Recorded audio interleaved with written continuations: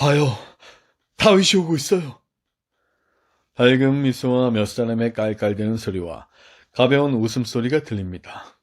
봐요, 다윗이에요. 조금도 다름이 없어요. 다시금 활짝 웃는 모습들과 손을 흔드는 모습과 잔잔한 즐거움이 있습니다. 저 사람은 다윗이 아니에요. 한 아이가 함께 길을 걸어가는 어른에게 말하였습니다. 왜 사람들이 그렇게 말하죠? 저 사람은 다윗이 아닌데요. 그래, 맞단다, 아이야. 다윗이 아니지.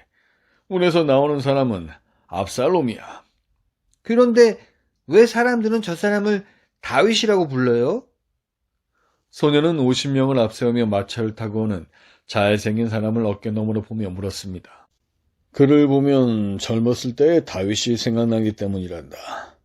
그리고 그렇게 훌륭한 젊은이가 언젠가는 다윗의 왕위를 이어받게 될 것이 너무 기쁘기 때문이기도 하지. 또 압살롬이 다윗보다 더 잘생겼기 때문이기도 할 거야. 그는 세상에서 가장 잘생긴 사람일 거야. 압살롬이 곧 왕이 되나요? 대체 다윗은 몇 살이에요? 이제 곧 죽게 되나요? 물론 아니지. 글쎄, 다윗이 몇 살인가? 아마도 정권이 끝났을 무렵에 사울의 나이와 비슷할 게다. 압살롬이 몇 살이에요? 사울이 다윗을 죽이려고 애쓰던 때에 다윗의 나이와 비슷하지. 다윗은 사울의 나이가 되었고, 그러면 압살롬은 다윗이 처음으로 왕이 됐을 때의 나이네요? 소녀는 곰곰이 생각했습니다. 그들은 잠시 동안 말없이 걸었습니다. 깊은 생각에 빠져있던 소년이 다시 말하였습니다.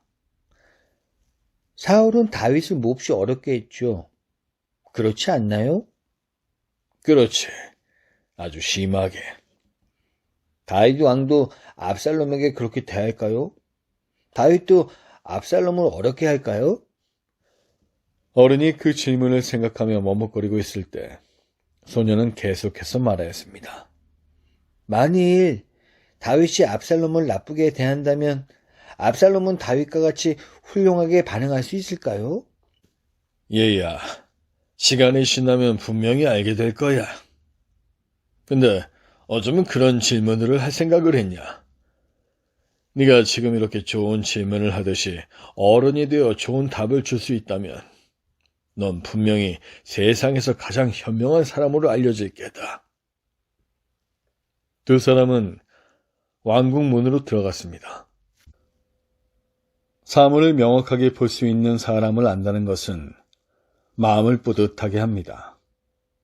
분별력이 있는. 그렇습니다.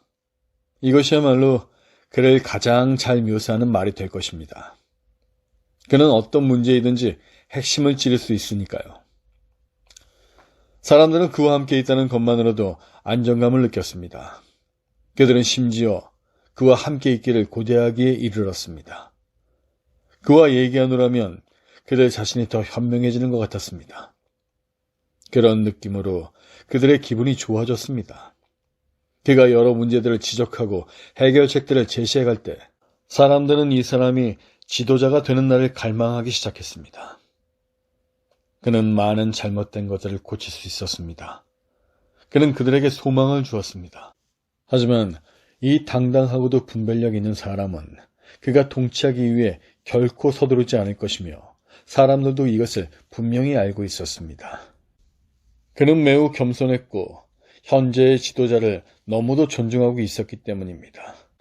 그 주위에 있는 사람들은 이 사람이 다스리게 될 더 나은 날을 계속 기다려야 한다는 생각에 조금씩 초조해지기 시작했습니다.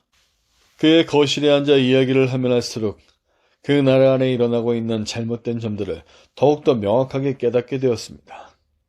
전에는 결코 생각해보지 않았던 언짢은 것들, 그리고 그들이 꿈조차 꾸지 않았던 문제들이 나타나고 있었습니다. 그렇습니다. 그들의 지혜와 분별력이 자라가고 있었죠. 날이 감에 따라 더더욱 많은 사람들이 모이게 되었습니다. 소식은 조용히 퍼져나갔습니다. 우리의 문제를 알고 그 해결책을 가진 사람이 여기 있다! 좌절한 사람들이 찾아왔습니다. 그들은 들었습니다. 질문도 하였습니다. 그들은 굉장한 답을 얻었고 희망을 갖기 시작하였습니다.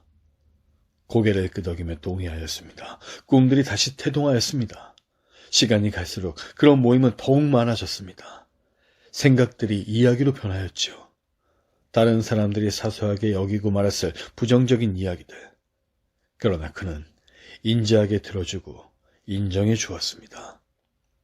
그리고 그 주위 사람들이 이야기함에 따라 알게 된 비행은 더욱 많아지고 심해져 갔습니다.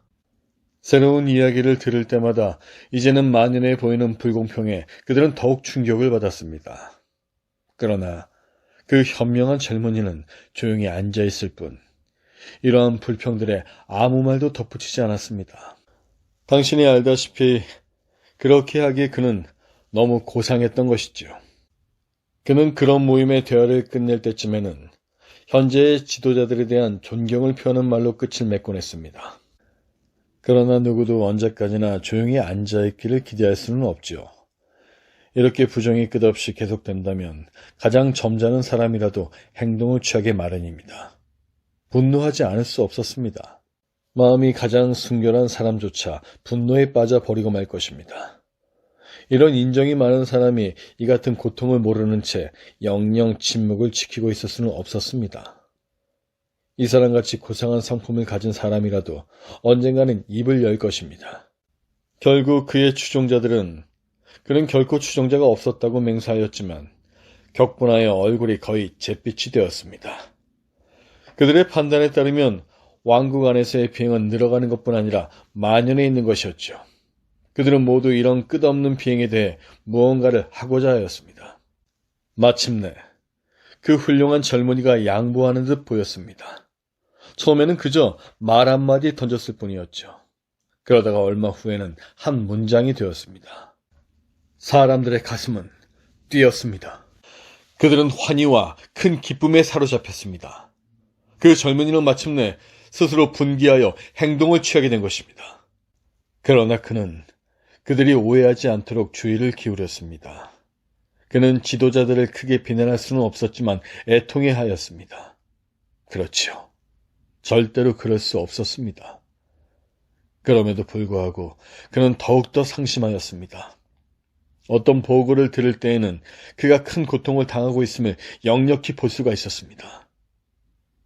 마침내 그의 의부는 침착하고도 절제 있는 말로 터졌습니다. 이런 일들에 있어서는 안 돼요. 그는 일어섰고 그의 눈은 빛났습니다. 만일 내가 지도자라면 나는... 이러한 말들로 반역은 불이 붙었습니다. 그 방 안에서 가장 고상하고 가장 순결한 그 사람만 빼고는.